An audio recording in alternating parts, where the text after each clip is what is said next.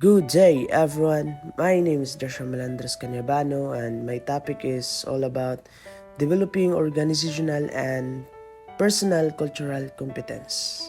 And my content of my topic is introductions of developing organizational and personal cultural competence. What is cultural competence? Awareness, attitude, knowledge, skills, cultural humility, self-awareness, and lastly, educations. Look at the picture first before we begin our discussions. I thought this picture should be a good image to begin our discussions of cultural competence. I think it also shows how confusing and even perplexing the ideas of cultural competence can be. So, sa nakita nimo sa pictures, na yung mga process, important, ways, in different kuan. So, naka-display dira ang mga many facet of developing cultural competence. And developing cultural competence is not easy or it's not simple like us, di ba nga, nata sa hospitality industry. It's not simple as applying our clinical skills with all the different cultures or different people that we serve. So, I hope that this lesson challenges of each of us to undertake the journey of becoming more culturally competent. So, in developing cultural competence, as you can see, no, you're doing shake hands. Then, naay background sa image nga naay naka-black, naay white, naay Asian, etc. So, kay ilalain mo gud klase different cultures. So, in developing cultural and cross-cultural competence, is really required a combination of self-awareness, educations, and active engagement. So, later on, I will discuss it on you nganong di ay nga required man. But before that, ako sang i-discuss is what is cultural competence. So, come on, in your own idea, what is cultural competence? Unsa din ang cultural competence di ay? So, cultural competence is the ability to understand and effectively interact with people from cultures different from our own.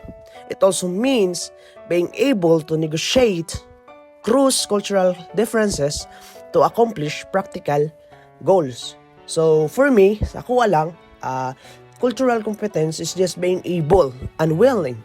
Not necessarily nga comfortable with, but kanang willing to work, learn about, or engage with different cultures ba?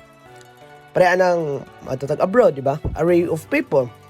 So, we are going to also engage with that community of different people that may not like us. Di pareha nato. Diyan na. So, in developing the organizational and personal cultural competence has four major components, which is the awareness, attitude, the knowledge, and lastly, the skills. So, let's begin of awareness. Self-awareness, awareness of your own culture worldwide. So, having awareness to your own culture worldwide, on the other hand, refers to recognizing and understanding the cultural lens through which one perceives and interprets the world. It includes cultural biases, assumptions, and perspectives, as well as factors influence one's interactions and relationship with others, di ba? Tunukan mo lang, sa inyo lang una-una karon. Ipangutan-on ta mo, your own ideas lang. In developing cultural competence. Ngano importante man ang awareness. Ngano importante man atong awareness in different cultures. Kasi let's give an example lang kanang sa bukid or kanang mga ate or ita ba. So di ba if tagaan mo silang phone, ingnon nimo nga pag Facebook diya, pag pictures di ba? Di ba mo ana na sila unsaon man nako mag Facebook, unsaan ako pag pictures, di ba? Kay murag na culture shock sila ba? Dili sila aware about sa technology karon. Kay naraman sila sa bukid, same as sa diri sa hospitality industry. So if di ta aware, so for example sa Japan. So sa Japan di ka aware dira sa Japan is tagara ka dito kay nakuan gani ato nga video ba. Di si aware dito bitaw kay pag-uwa pa siya dito niya. Kita biya mga Pinoy kay kuan ba kitang mga Pinoy biya kanang hilig kita maghubo-hubo ba. So, siya, kay gihuman niya trabaho ko, no, ni adto siya tindahan, pala siya sigarilyo, niya, Pag human palit kuno og sigarilyo kay kana bitong naghubo rin siya dito gapong ko sa daplin. Nagtuo siya mga pila ka minuto na inaabot nga pulis guno. Na inaabot nga pulis nga gibadlong siya. Gibadlong siya kay ngano kuno gahubo kay para sa mga Japan insulto na sila nga maghubo bito ka dito sa gawas. So dili kinakuan kay di siya aware so mo na nahitabo. So another example sad is kanang magsaba-saba. So ang Japan is dili kay sila ganag noise. Yan ako'y na kuanan gani dito katong nagtrabaho sa Green Lagoon na to ba. Trabaho siya Green Lagoon, usabot sa niundangan siya. Japan to siya, pure Japan. Nagluto siya mga ramen. So usabot sa niundangan niya dito sa Lagoon is because saba daw. Di siya ganahag noise. Kanamti banda-banda ba ang dara ang Green Lagoon. So having awareness is important yun, no? Kay labi na nga natad rin magtrabaho one day makatrabaho tagawas, so importante jud nga naay mga natay dati nabalaan nga isa ilang cultures before ita moadto dito. So next is the attitude towards cultural and socio-economics differences. So in values and beliefs goods convey the extent to which we are open to differing views and opinions, whether we are part of an underserved ethnic minority or not. The more deeply held our beliefs are, the more likely we are react emotionally when we comes up against cultural differences. So, example na lang is katong African American and Hispanic populations tends to have different values and beliefs about diversity and equality, and white populations. The differences are in the part due to varying degrees of exposure to discriminations and oppressions. Pantay mo ito katong black people, katong garali sila. Ako tungod to ni George Floyd. So kung si George Floyd mo to siya katong gidakop sa pulis nga namatay tungod kay ang ingon to siya I can't breathe, di siya kaginhawata, pero wala gid siya gipaminaw sa mga pulis. So mao pud to siya, apil na siya sa kuan discriminations of black people from different cultures na ana. So another example po is kaning attitude, no? Attitude po sa tuwa kagalingon, di ba? If non importante man ang attitude sa cross cultural competence. Kay if imong attitude good, bad kag attitude, imong dalon sa workplace, na kay problema imong dalon sa workplace. So mao na siya nga maka-cause po sa imong kuan. So importante nga in cross-cultural competence, napo kay lain nga attitude. Like what Ma'am Pechi said, ato nga, imong attitude, lahi imong attitude sa hallway, lahi imong attitude sa classroom, lahi imong attitude sa imong workplace. So, ni Ana, nga naman, kay, nako'y nabasahan nga quote ato god. So, bad attitude is like a flat tire, no? You can go anywhere unless you change it, di ba? Unless you fix it. So, dapat, ikaw, kabalo ka mo handle sa imong attitude. What I'm trying to say is our attitude towards cultural differences is reflect a willingness to honestly understand our belief and values about cultural differences. Third is knowledge. Knowing how culture impacts problem solving, managing people, and asking for help can keep us connected in cross-cultural interaction. So the more informed we are about different cultures, the more we can be considerate to others. Knowing how culture impacts managing styles, problem solving, asking for help, etc. can help us communicate better in cross-cultural competence. Additionally, knowledge is importante sa tuan cultural competence. Kaya makatabang mo kondisyon na to understand and appreciate the different cultures, beliefs, and practices. So, una, makatabang na to because of effective communications, di ba? So, cultural competence allows nato to communicate more effectively with people from diverse backgrounds. Usa pa din makatabang na to is to understand the norms, communication styles, and reducing misunderstanding on promoting effective and respectful interactions. Second is build trust and rapport. So when individuals are knowledgeable about the cultures, so they can build trust on rapport more easily. So lastly is the skills. One can have awareness, plenty of knowledge, and good attitude about cultural differences, but this won't do much good without the skills to manage differences effectively. So we need to learn about practice skills and cultural competence to avoid cross-cultural discriminations. So skills the most important part of cross-cultural competence, di ba? Saan man ang nakay awareness, nakay planted knowledge, nakay good attitude, pero wala kay skills how to effectively communicate with them. So wala ra gyapon mahurog gyapon siya wala. You don't know how to communicate with them. So ngano importante man ang skills. So example na lang is communications, di ba? Ma-convey na to atong ideas, thoughts, and intentions and to understand others prospectively within different culture context, di ba? Mao na siya. And second is adaptivity. So cultural adaptations allows nato to adjust their behaviors, ilang values and attitude to fit with the different cultures. Kaya labi na kung motrabaho tagawas. So, motrabaho tagawas kung unsay imong batasan diri sa Pilipinas, imo pong dalon dito, ambot na lang jud kaagro nimo. Mao na siya kung dapat kabalo pug ka na kay skills kung saan nimo pag-handle tanan. So here are some ideas for how you can continue to increase cultural competence in your organizations. So first is the cultural humility.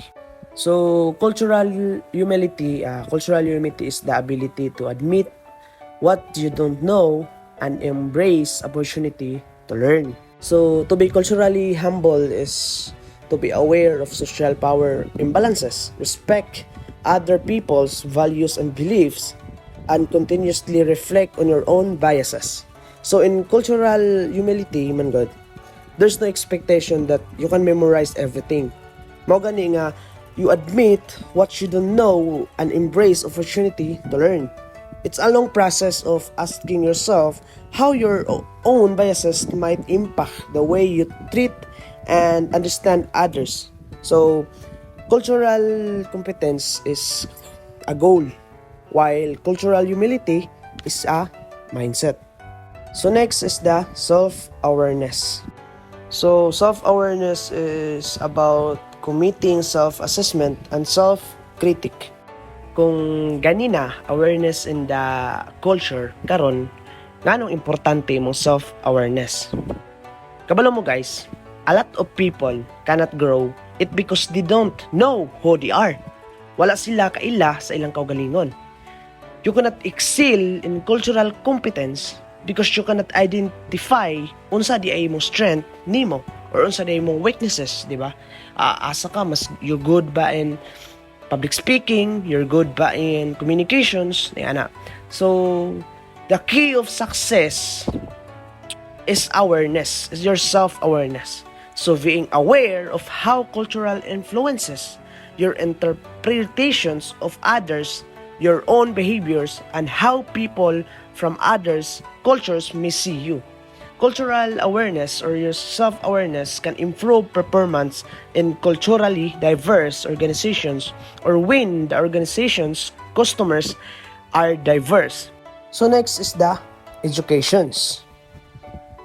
A commitment to ongoing professional educations is at the core of cultural sensitivity. So there are many values resources available that offer informations on diversity and pursuit of cultural knowledge. This can include podcasts, books, news, and other outlets that offer different perspectives on race and encourage to enhance our cultural awareness through educations. Another example na also is the school, right, diba? So why is it important, the educations? So educations is grabe importante kaya na siya sa cultural competence, diba? How can you develop nga, like what I said kanina, how can you communicate with them, diba? If wala kay educations, wala kay nasabtan, wala kay nabalaan sa other cultures. So balik lang na akong topics ganina, it's the same about the knowledge and the educations. So ang educations man God is mao na siya makatabang sa imuha to know, like what Ma'am Peach said, 20% imong mabalaan dira sa school, but kana nga 20% dako na kay nang tabang nimo to understand better and to communicate effectively to the others' cultural competence. So mao ra to akong topic and I hope na namoy nasabtan sa akong topic karon and thank you. Good day. I am Regina Caile Rica from BSHM 2C Day, and my topic is all about managing cultural diversity in the workplace. And the contents of my topic are introduction about managing cultural diversity in the workplace, diversity hiring, communication, religious accommodations, team building, and intercultural interactions. So, managing cultural diversity in the workplace is to create an environment where everyone feels comfortable communicating their needs and expectations. It encompasses acceptance and respect, recognition and valuing of individual differences. It increases employee morale and instill a desire to be more effective and work more efficiently. This will greatly increase the productivity of the business. So, the goal of managing cultural diversity at work is to promote a culture where people can express their desires and requirements without feeling uncomfortable. The example of this is acknowledging and appreciating individual differences as well as accepting them. It boosts staff morale and promotes a motivation to work harder and more effectively. And the productivity of the company is going to increase as a result. Diversity hiring. The hiring process is one of the most drivers of diversity in the workplace that is free from biasness. First things first, in hiring, we should avoid biases and make sure that no one is judged for being themselves. First, we have to educate our employees or workers about discrimination and encourage workers to respect each other's differences because this is what makes employees comfortable in working. So, how to avoid biases and make sure that no one is judged based on their age? So, in the age, we have to talk and train employees about age diversity and encourage them to set aside stereotypes or any assumptions that could be causing bias and negatively impact interactions in the workplace, such as she's too young to lead or he's too old to lead. And make sure that the managers fully understand the benefits of age diversity so that they can move beyond outdated beliefs and walk the talk as well. While the employees of different ages may share a common goal, they may have different viewpoints. Set ground rules to ensure they respect their differences so everyone is comfortable sharing ideas. Next one is that make sure that there is no one discriminated because of the races. No matter what they are, whether they are white or black, African American, American Indian, Asian, Native Hawaiian, or other Pacific Islander, we should treat everyone equally. And next is we have also to make sure that there is no one discriminated based on their gender. We still have to treat them equally. Work should be safe and motivating for all, not just towards one gender. The last two things is that we have to make sure that there is no one judged based on their sexual orientation and sexual preferences. We have to respect cultural and racial differences by providing person-centered care. Examples of this is that we don't have to tolerate making unnecessary physical contact, including unwanted touching and etc. We can prevent these behaviors by educating our employees in the hiring stage. We have to be transparent, support everyone, and be protective to one another. Now, the strategies for organization to hire a diverse workforce. The first thing is widen your applicant search by posting job ads on diverse job boards.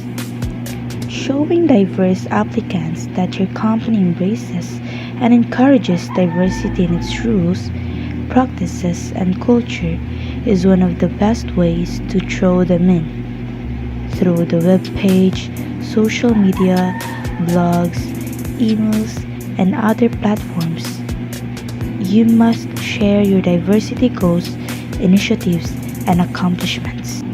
The next one is optimize your job postings by writing inclusive descriptions and avoiding gender coded language. When it comes to communicating our commitment, words matter, especially when writing our job descriptions.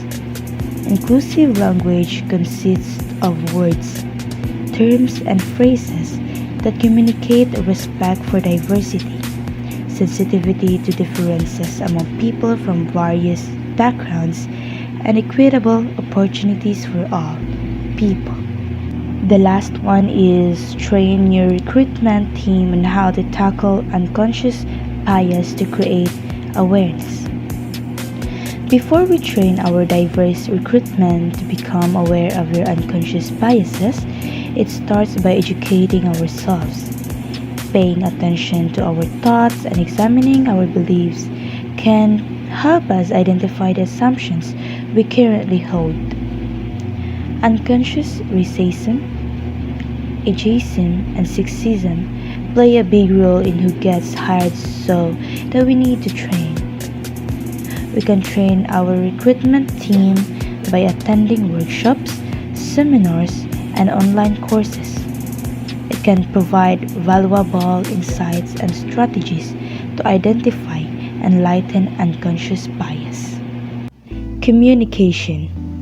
Organizations must ensure culturally inclusive communication with employees in order to manage a diverse workforce.